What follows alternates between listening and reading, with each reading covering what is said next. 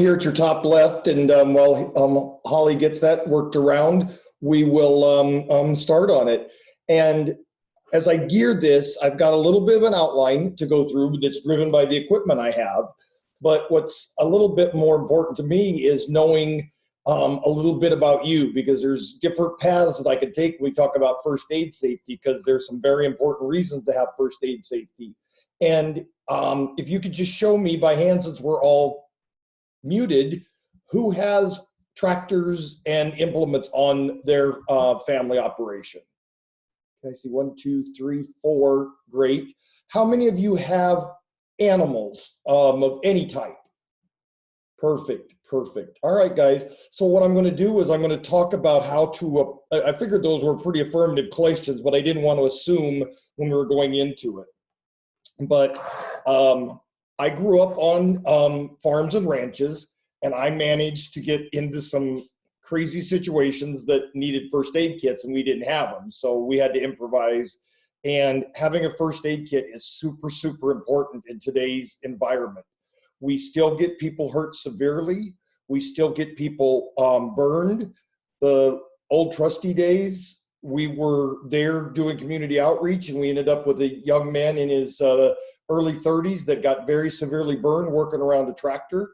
And so we had to do field treatment. I had to grab my first aid kit, just like we're building or going to talk about here today to you, and take care of him and get him over to the ambulance so they could transport him to Hastings to get treated at the hospital.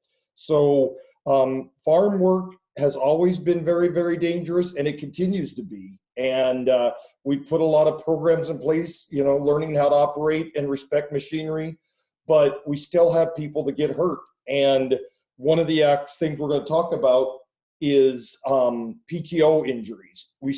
I'm surprised in this day and age that with all the safety harnesses and shields around our equipment, we still end up with people getting tangled up in them.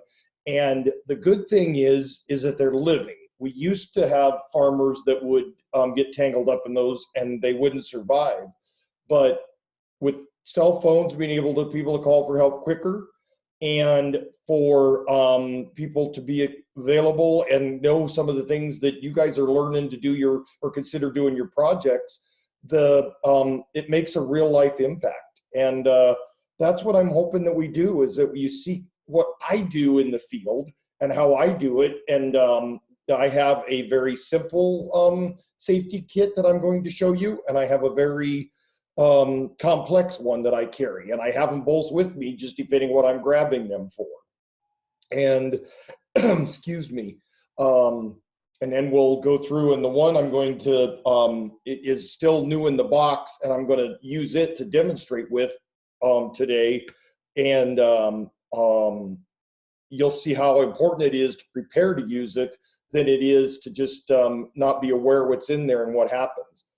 But like one of the injuries that I had was we were doing haying operations, and I was working with a piece of machinery, and my boss was working with a piece of the machinery, and he did something, and it pushed me into the front of the loader, or the back of the loader, excuse me, and it drove a 3/8" bolt into my finger up into the web of my hand, and then another one went through and ripped up my shin and put about a 3-inch gash across the top of my shin.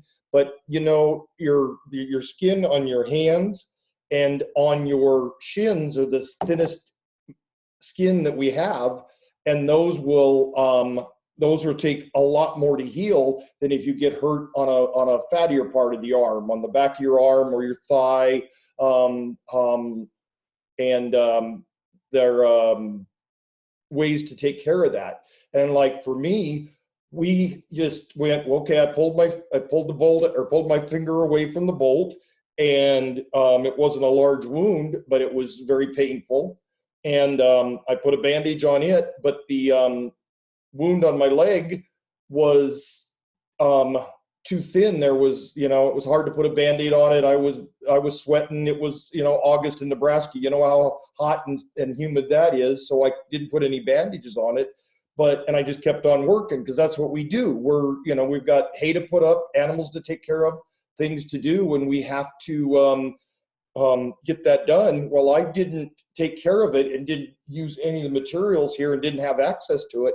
And I ended up with an infection in my leg that I had to spend 10 days with my leg elevated in the air, trying to keep the poison from building up there and keep it draining back in and let my body fight it while I was on antibiotics. And so if I would have had a first aid kit, we would have been much further ahead and I wouldn't have gone through all that. And that was something that happened when I was just close to your age.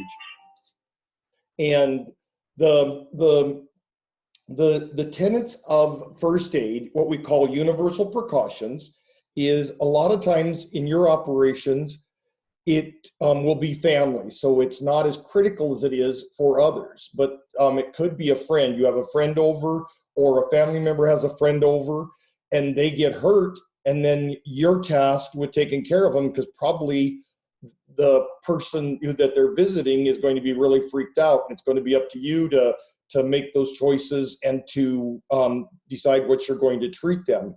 And what we call universal precautions is wearing eyewear, like my glasses are safety glasses so that pieces of metal won't go through it and stuff. But we also have safety glasses that wrap all the way around and protect our eyes. But that's if you have someone that gets a deep cut and they start having arterial bleeding. Arterial bleeding is a deep cut, and it cuts the blood vessel, the artery coming from the heart down to feed the other parts of the body, and it'll start squirting out. And so if it's squirting out, that's really, really critical. And we're going to find out today how to stop that. But that's arterial bleeding, and you really have to do something quick to save that person's life. And I'm going to show you how to do that today. The other thing that we have to do is look, and if it's just flowing out, kind of like you're pouring something out of a cup and it's just running across the top of like a Bounty commercial when the guy steps on the Lego and spills his green juice, sort of that same thing. It's flowing out, and that's bleeding coming from a vein, that a vein has been cut, and that's still critical to get stopped, but not near as critical as it is for the arterial bleeding. But because of all the blood-borne pathogens that are in our world now, that hepatitis C, other viruses, but hepatitis C is one of those big ones that if you get exposed to it, then it can create lifelong problems for you. So what we do besides the eyewear is we put on gloves. These are called nitrile gloves. And one of the reasons we use nitrile gloves is because they are, some people have allergies to latex. A person with a latex allergy, if they put on a pair of gloves like this and they're made of latex, they may stop breathing. It's that bad of a reaction. So nitrile gloves are around. Your dad might have them in his shop. Your uncle might have them in the back of his pickup to help work on cars. Mom might have them in her house they work really good for hair dye. My daughter sometimes can't get to the salon, and so dad will step in and help color their hair, but the gloves that come inside the dye kits are too small for me, so I use these. So these are around a lot of people's houses already, and you could pick them up at, I got these at Orscheln's for a relatively small amount, and they're just called nitrile gloves, Nitrile, and that's an important part of your kit because having a barrier between you and the blood is really important. That keeps you from being exposed to a possible bloodborne pathogen that could make you really sick, and you have children later on, it could make your babies really sick in the long run. So we want to make sure you protect yourself and wear gloves before you treat someone. I was treating people before we had gloves, even before we had latex gloves, and I did okay, but that was a different time. So if in your kits you can get some gloves, doesn't have to be the whole box like mine, but just a little sandwich bag with a half dozen gloves so that you can put them on and somebody else can. And sometimes they get torn, so you can tear that one off and throw it away. And when we're done, I'll show you how you take them off. They're just peel them off so that the outside touches the outside and you never touch the inside of it, and then it protects you from touching the potential contaminants.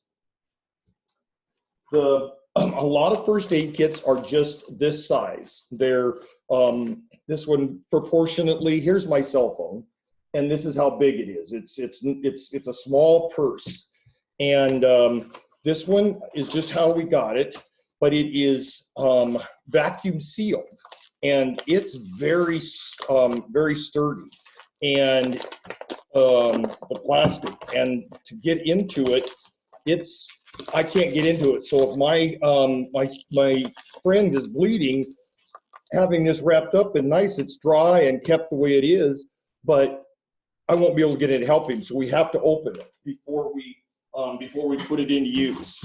And you don't have to buy kits. You can buy these things individually at just about any store. The grocery stores have most of these pieces in their pharmacy aisle. Like Walgreens and Hastings and Grand Island and Lincoln have them. CVS does. And like this one, it comes in when it lets the air in. It's got a resealable Ziploc bag on the top that I can Ziploc it back sealed and keep it waterproof, because a lot of this stuff doesn't do well with water. It's made to absorb blood and stop blood, so water in it get really crazy.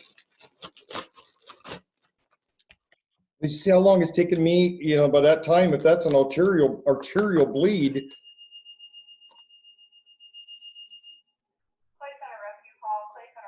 Excuse me.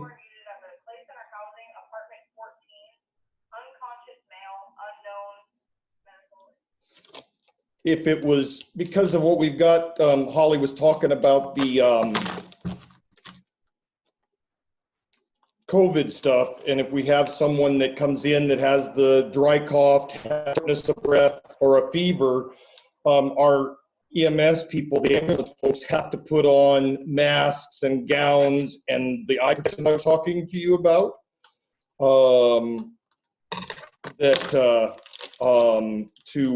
to protect themselves and keep them safe and healthy and keep it from getting them sick, and also protect the patient. But this is not that type of call, so I'm here with you. And this one is what they call a gauze bandage. And you see how it unwraps and unwraps, but that comes to our benefit.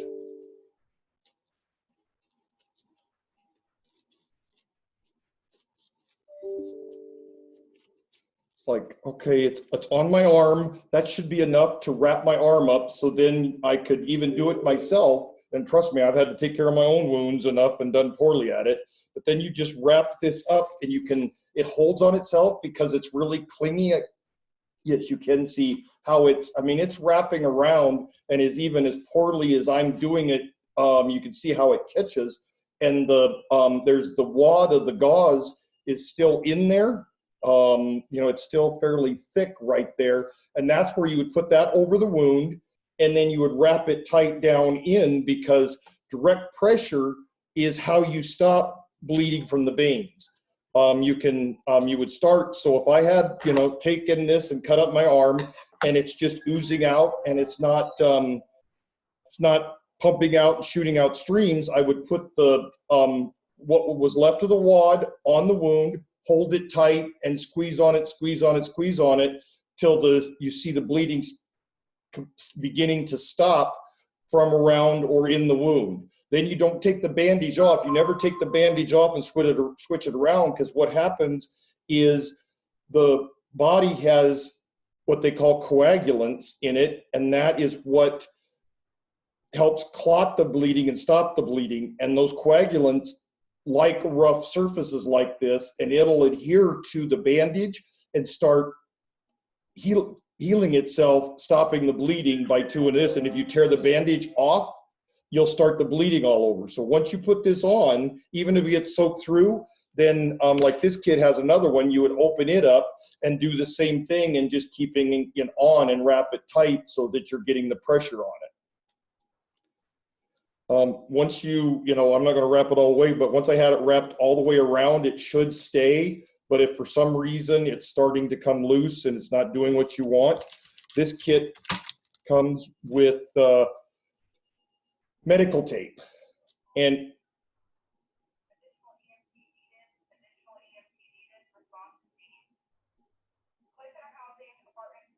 sorry.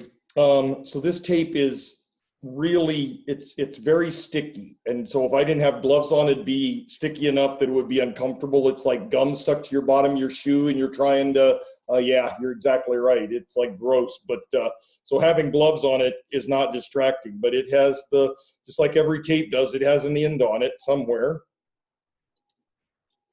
And like for now, so you're out there and I need to get this tape on my brother who fell into a saw blade and is bleeding. I can't find the tip. If you go through your kit beforehand and have it ready, you can find the tip of the, I planned to show you what happens if you don't do these things, but I didn't expect it to be this much of an issue. I didn't, because these are the things that we want to overcome before we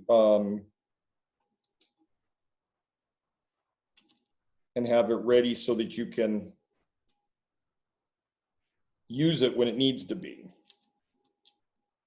But it's just a roll of tape, like Scotch tape, masking tape, like you see all the time. It's just really heavier. It's it won't tear. You need the scissors, and my kit comes with a special pair that they call trauma scissors, and you can buy those individually or you can buy them part of a kit. And then on that bandage that I have on my arm, I would just wrap the tape around it and wrap it and wrap it and wrap it. It doesn't have to be pretty. It's functional but not pretty. But now that I've opened it, I'm going to dog ear the end of the tape so that I don't have to go through that. When I need it out there, if I come across a car crash, which you guys could too, that's why I have them in the car. My deputy is Haley Remick, and she and I were laughing because I carry this big red kit with me for that same purpose that's ready to go, and hers is black. And we both have it and we carry it in our vehicles with us so that we're ready to go. And you guys can do that too. You can build these up for fairly inexpensive. You can get them ready like we are today. Like this, I'm going to put back in there. And it'll be easy just to get in and grab. And then you know what's in there when you need it. And the trauma shears, they're like if it's your brother that fell and cut his thigh open and you can see that it's bleeding, but you can't get the pressure onto it, you can take the cut in the jeans, or even if the jeans don't have a cut in them, you can use these scissors to cut in and open it up so that you could, I'm showing you on my leg. Can you see me showing you on my leg? I'm sorry. We're going to show, you just go in and cut the shirt off, or not off, but you just cut it so it's open and you can see. And these are called trauma shears for that very reason. And like that gauze that I was showing you to wrap around, it's really good to cut for that too if you have another purpose for it. But having trauma shears along with your gauze bandages are very important. You saw how long this one is. The one I showed you was 4.1 yards. So that's a big amount. It's like out of this, I've got a big wings or arm reach because I'm a taller guy, but it's a lot of cloth there. Sometimes the gauze wraps that you get in the store are shorter, and you may have to cut parts of another one off to make it work to piece the two of them together. So having those scissors is very, very important. And we were looking at how long, Holly? You're good on time. We have a good hour. Okay. Mm-hmm. So like I said, I have another one of those that I will, when I'm done, I'm going to put in there. And this one is what they call a trauma control bandage. I'm not going to open it up because it has dressing, or it has powder on it that helps the wound coagulate more. We were talking about how when I put that first gauze one around my arm and it was doing that flowing breathing and that flowing bleeding, that I put it on there tight, and the blood attached to the pad and soaked into it, and then it started to coagulate and build blood clots around it. And those blood clots are gross, but they're what are part of the healing process for our body. It's like they're just part of who we are and what our body does. And it's some people can be grossed out about them, but there's nothing to be grossed out about. It's just a body reaction. Like my nose runs all this time of year, and so my nose runs, and it's no different than that. This is another one, a trauma bandage, and they're just a little more specific. Like on the one I showed you that I unwrapped and showed you, that one I had to figure out where to put the gauze that I had left and put it on the wound. This one is set up to where it's got instructions on the back, 6 steps, that you unfurl it all the way, like I'm going to get a sleeve of a jacket.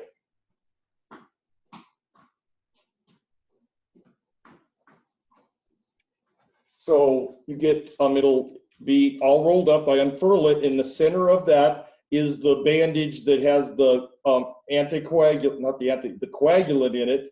That powder is on there. When I put that on the center of that dressing over my cut on my arm, or the gash, or the broken arm, and I wrap that around it, and then it tightens itself. It'll put that pressure on it, just like we did when we wrapped the gauze around on the other one. And they're really nice to have, because where that one is, you have to unroll, and roll it back up. This one, you open the bandage, and it's got a spot on it that's obviously where the cover goes on the wound. You put it on there, and then you can put it on as tight as you need to. If it's a guy with really big Popeye forearms, you can adjust for that. If it's a skinny little forearms of a younger person, you can adjust it and get them through like that.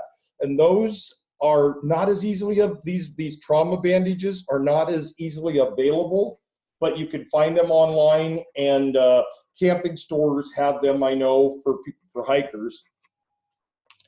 And this one, I got this from the military. That kit, obviously, there was a clue. It's camouflaged, and I'm not a big camo guy, but this came from through the fire service from the military. And this has what they call combat gauze. This is really covered with a powder that will react with the blood and seal the wound off if it's not an arterial bleed. If it's just a scrape or a bullet wound, unfortunately, we have people that play with guns that are in your age group, and they think it's cool, and then they end up shooting their cousin or their friend or their sister, and you might be there visiting somebody, or they might be at your house and have made this bad choice, and you can have your first aid kit. And what you do is, if I had a bullet wound in my chest, you would take and you would open this up, pull it out, and put it over the wound, and then that long gauze that we started out with, I'm going to pull it back out, but 4.5 yards will go around me several times. So I take and you wrap that around and just start wrapping around their chest hard so that it seals it up. And I've been to those gunshot wounds in adults and kids where we had to do that. And it's very scary, because the room smells really weird, because of a gunshot outdoors has one smell versus how a gunshot indoors smells. Wounds smell really different, so being ready for smells. How many of you have been around a birth of some of your animals? Yep. So sometimes there's no real smell. Other times it's an odd odor that you're not used to, and that happens with our bodies and wounds too. That car crashes.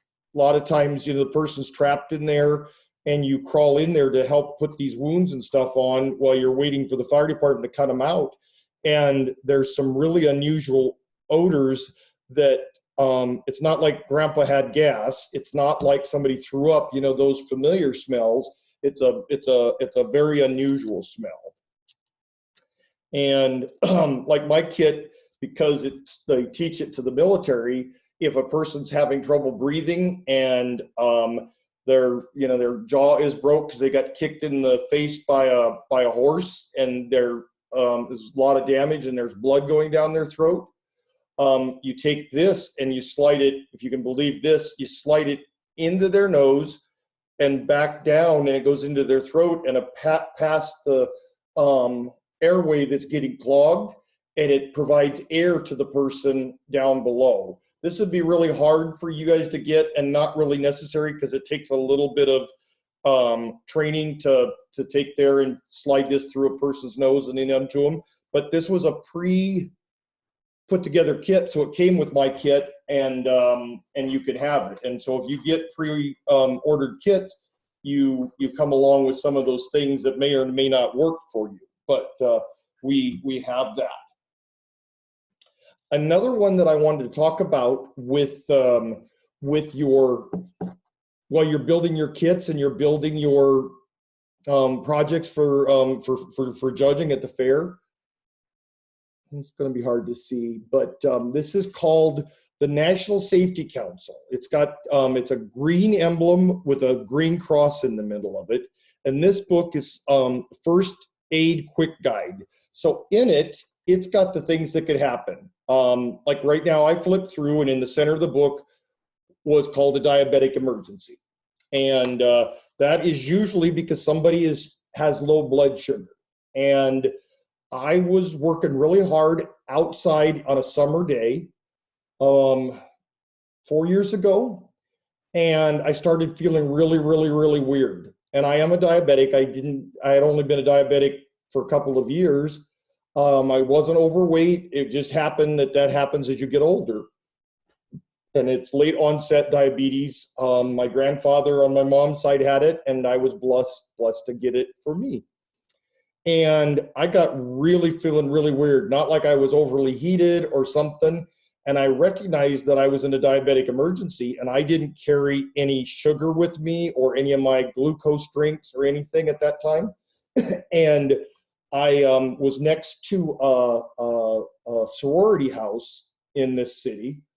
And I sat down at the curb and I asked the kids that were out front, the college kids, if they had, it was a fraternity house. Sorry, girls. It was a fraternity house for the boys, and there was a girl there visiting a couple of the boys. So there were 3 or 4 boys out front and 1 girl. And I go, I knew what was happening. I said, I'm having a diabetic emergency. Do you guys have a Coke in the house or something like that? Because that has sugar in it. I could drink it and get me back on my feet, because I was getting more and more. I was getting ready to pass out, and that's not a good thing to do.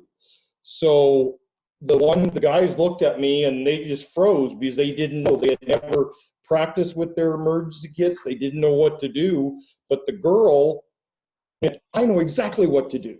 And she ran in the house or into the fraternity, into the kitchen, and got orange juice and brought it out. And I chugged that and got myself back up and was able to take care of myself and go home and get my blood sugars right. And that was, my blood sugar was low, and it was, some people, when they have really low blood sugar or really high blood sugar, they'll act like they're intoxicated.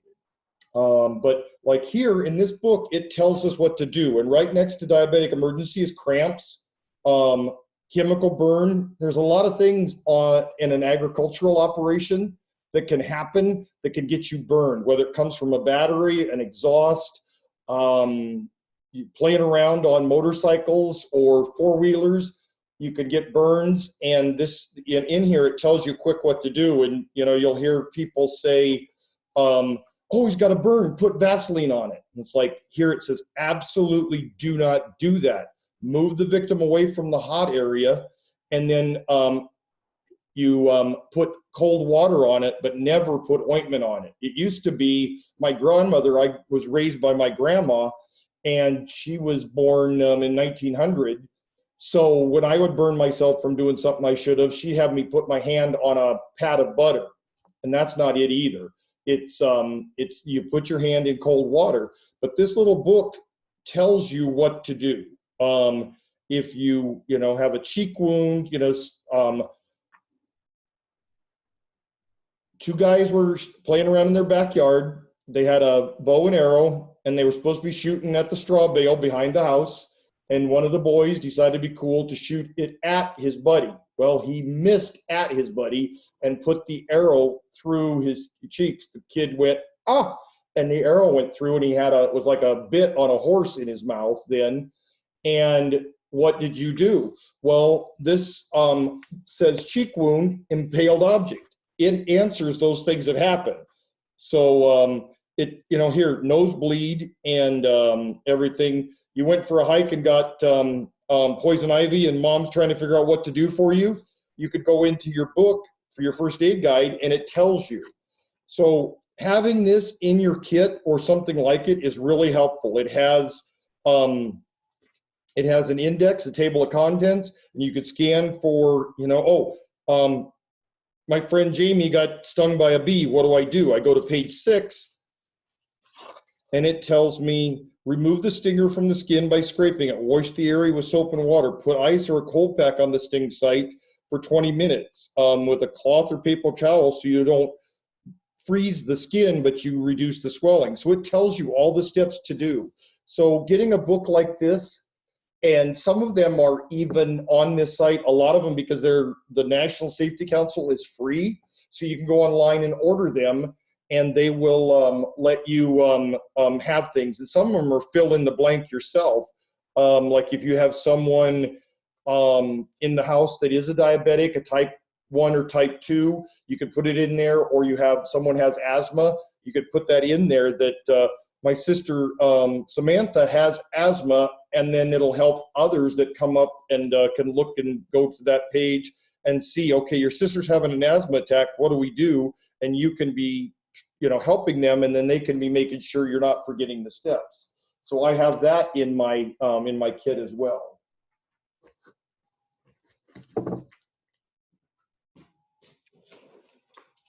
So this is the Deluxe Kit. This kit, I have, first thing I'm pulling out, because it's the most important that we probably can come up with, that I pull up on the scene, that if I see somebody with a severe injury to their leg or to their either legs or arms, not their neck. If your brother has a head wound, you cannot put this around his neck and tighten it, ever, ever, ever. I don't care how much you love it.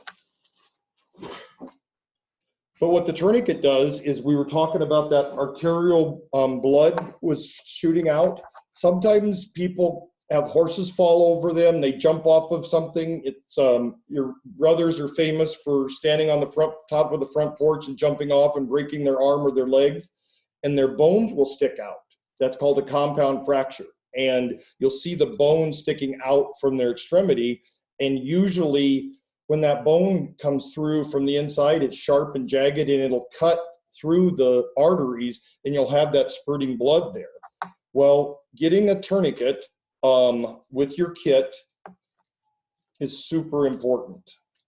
Because like if I had done that and I had my arm, broke, and the hand sticking up here in a way it shouldn't, and my bones are sticking out, my treatment person would come and put that over my arm and find a spot above the wound, somewhere above the wound. I've seen people when the wound's here, put it out here. Well, that isn't going to do any good.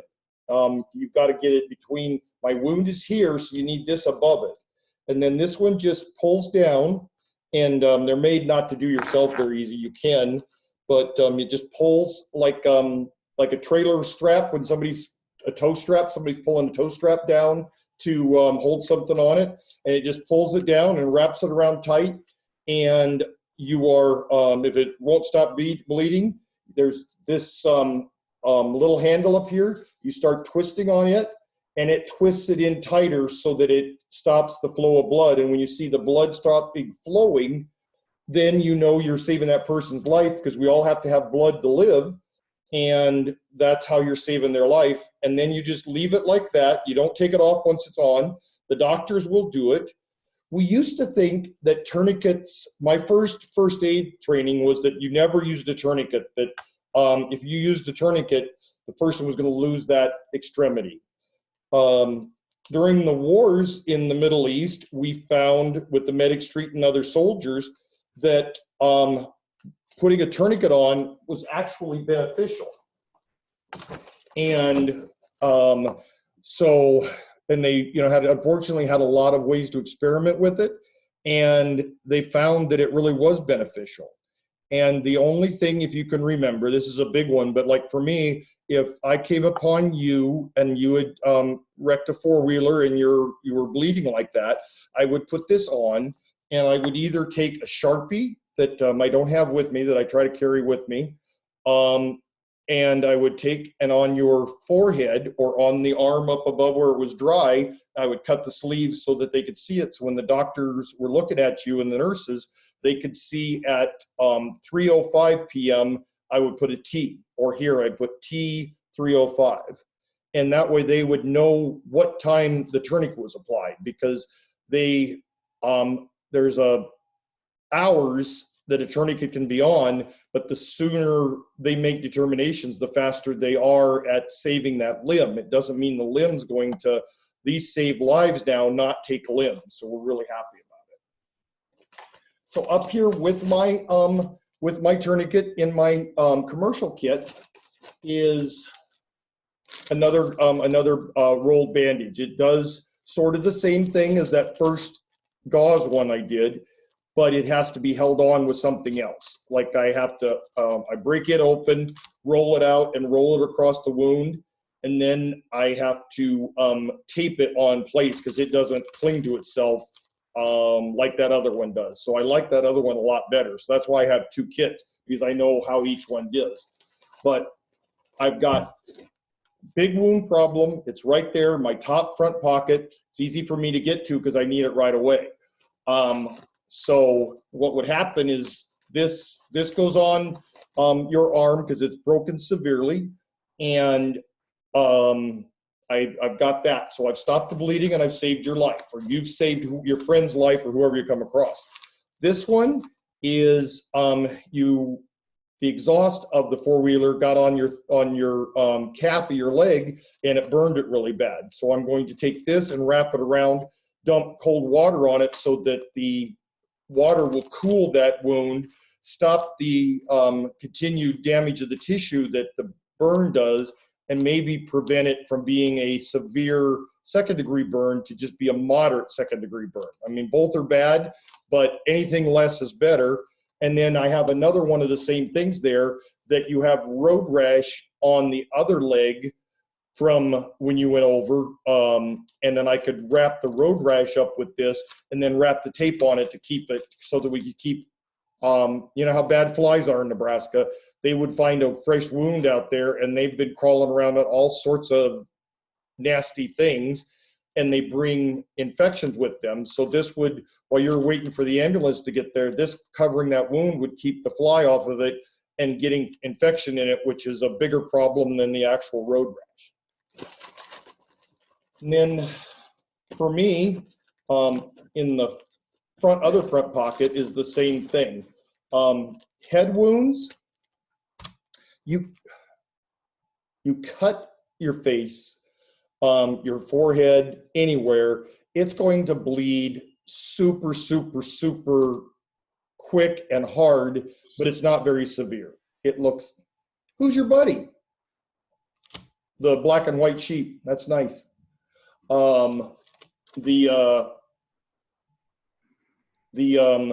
This gauze, because a lot of the things I'll come up on are head wounds, and so then I know, okay, yep, you hit your head on a sharp object and you're bleeding down into your face, and it's gross and it's scary.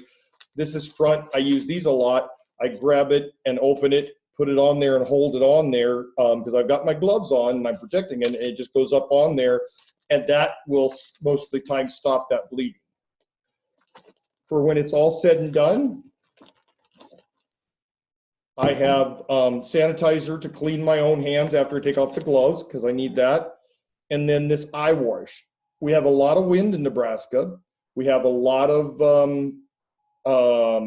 dust and things that get in our eyes, or we can get things squirted in our eyes. And this, having this water in there, it's sterile water, so it doesn't bring any contaminants. But if you have something if somebody has something in their eye and they're like, oh, I can't get it out, you just have them lay back down or tip their head back. Like for me, you couldn't reach me. Lay on the ground, Tim, and put your head up and tip your head back.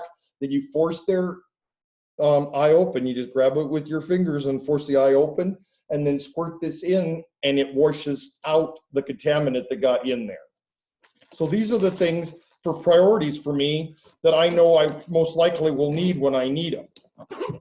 Then as it goes deeper into it, I have another tourniquet. I have some more triangular bandages that can wrap around. I have stethoscope so that I can take blood pressure. I have a blood pressure cuff in there.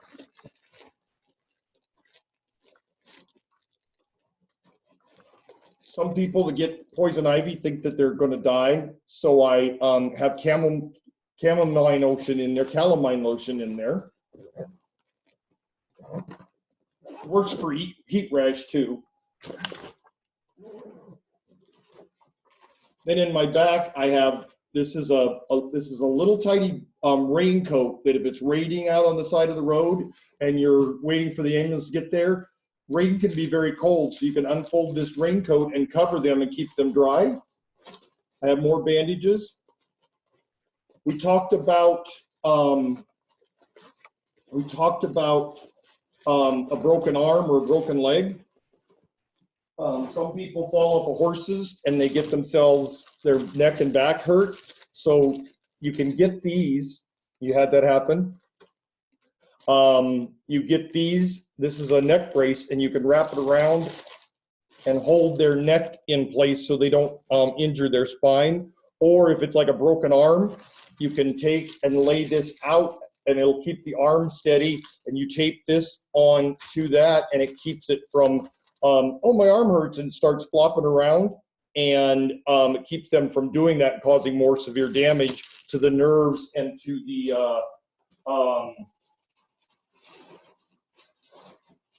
bone structure and to the blood vessels, because they're wiggling around could tear up the blood vessels more, and they might not start with arterial bleeding, but they'll end up with it.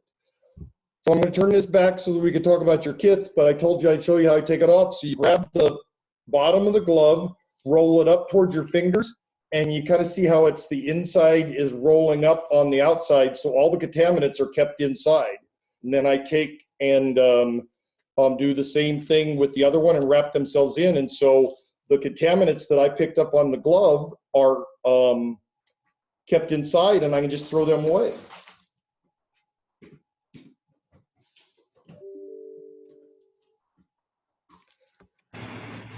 Well, that was really good information, Tim. Thank you. If you have a question for Tim, you can put that in the chat. And also, I looked up that book that he was showing you, the First Aid Quick Guide from the National Safety Council, and I put that link in the chat box as well. It looks like you can purchase those 10 books for $25. So pretty good investment if you're thinking about putting together some first aid kits. You can have one of those pamphlets per first aid kit, or it'd be a great purchase for your 4-H club to give out one per family as well. So that is in the chat. But what questions do you have for Tim? Go ahead and put them in the chat, or you can unmute yourself and just ask him directly.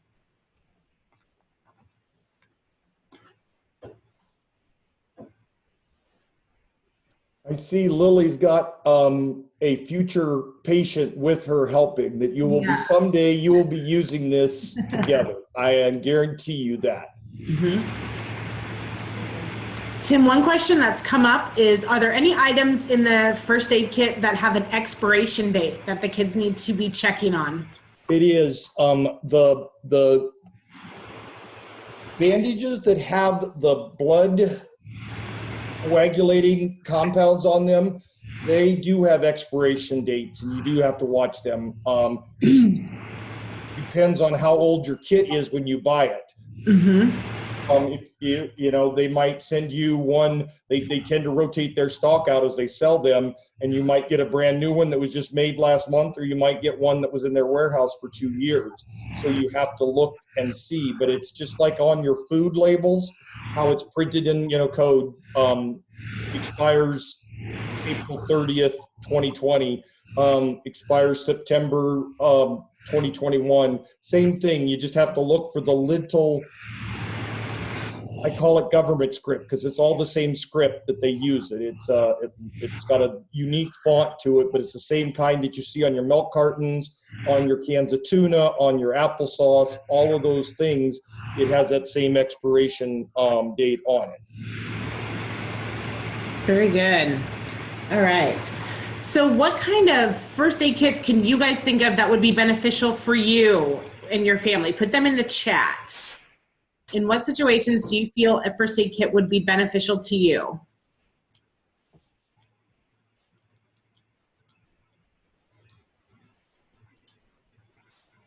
If I was working, as you guys are looking at that, good. You send in your questions, that good, because that's what we need is you guys be thinking about this, because this is how you can use it when you build it. And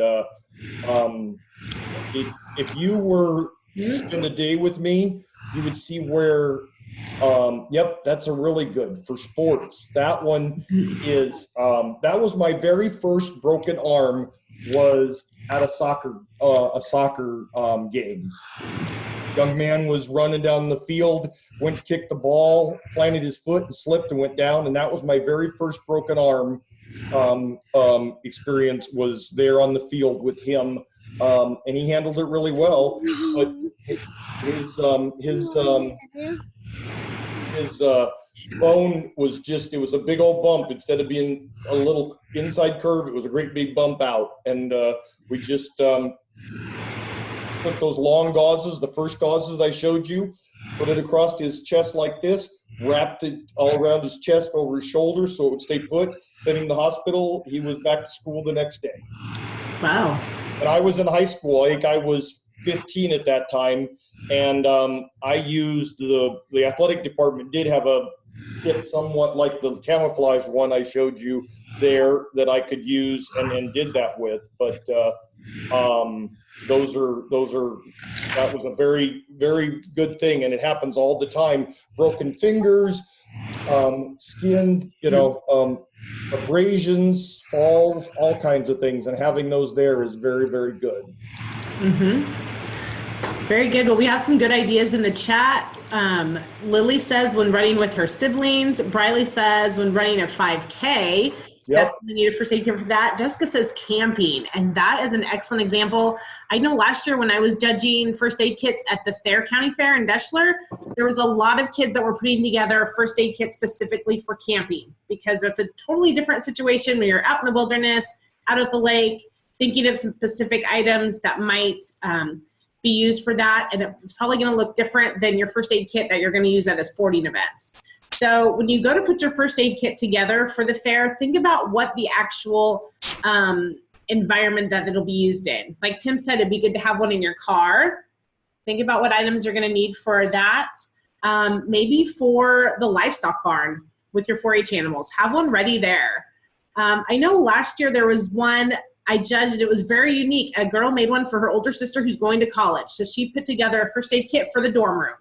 And it was very simple. She met all of the needs that are needed. When you do put your first aid kit together for the county fair, there are requirements of items that you need to have at a minimum. You're going to need to be able to have a list of what those items are and explain why you have them in there, what they are used for. So that is all in the fair book. If you have a Clay County fair book, that's going to be on page 82 and 83. If you are from Fillmore County or Lancaster County, you're going to have to find those fair books and find what that is, but it's going to be the exact same. All the listings of what you need with that, and make sure that you state what the actual event is for. Because like I said, whether it's camping or sports, those first aid kits are going to look completely different in the items that you're going to need. Really quickly. oh, sorry, Holly, I'm going to jump in. Yeah. Like she's, Holly was saying, that one in the barn is super, super important. You don't want to have to run to the house to get it. You're going to want to have it right there with you. And when your body's going through an emergency, as you is taking care of somebody, it does unusual things. And having to run, when somebody else gets hurt in front of you or find them hurt, your body gets dumped with a lot of chemicals in it. And if you take off running, it's going to make it harder for you to concentrate when you get back to treat them. So if you can just run over in the barn and get it. And the ones that I was thinking for you guys was the one that goes in your mom's vehicle that she takes you places in is going to be completely different than the one that your dad needs, even though going to tell you he's fine, but you make one up for your dad for his work truck that goes behind the seat or under the seat. What he needs for where he's at is going to be different than what mom will have in hers. And for the tractors, I think for tractors, I skipped over it with the tourniquet, but having one on each tractor that has a tourniquet in it, because we are still getting farm families from kids to grandpas hung up in those PTO shafts, and when you get there, their clothes will be wrapped around the PTO shaft, as will be their leg broken or their arm broken in several pieces, and you'll have to be checking. You'll have to cut the clothing away with your trauma shears and see what kind of bleeding you're seeing, and you might have to apply that tourniquet right there to save their lives. So having tourniquets in your kits with each of your tractors is important. And the one thing that I skipped over is that I don't have in my kits, but I have in both my driver's and passenger doors so that I can get to them, is a flashlight. And the one for the sister going to college, what a perfect gift for her going away, for when little things happen when you're living on your own, and what do I do? And she could take care of it. But having a flashlight in your kit, because half our days are dark when you work it out through the year, so you have a 50% chance of having to use these in the dark, or how some of our livestock facilities can be super shady, and not shady as in scary, but low light, and having that flashlight can make all the difference in the world. And my flashlights now are about half the size of my pin, and they fit really well in your kits. And that's one that I have because I use my flashlights more than I use my first aid kit. So I grab the first flashlight and the first aid kit when I need to do it. But flashlights are really important to deal with. Good idea as well. And as you put your first aid kits together, you're going to think of some of those extra items that are definitely going to be used, maybe even some contact emergency numbers outside of 911 that you need to contact an emergency as well.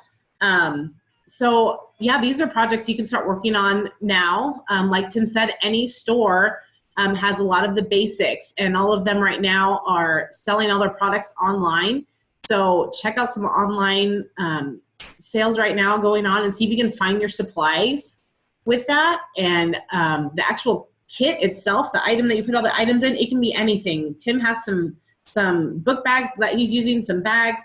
You can use some Rubbermaid containers. A lot of people will use an old fishing tack box, because those are all compartmentalized and easy to organize your ideas with that.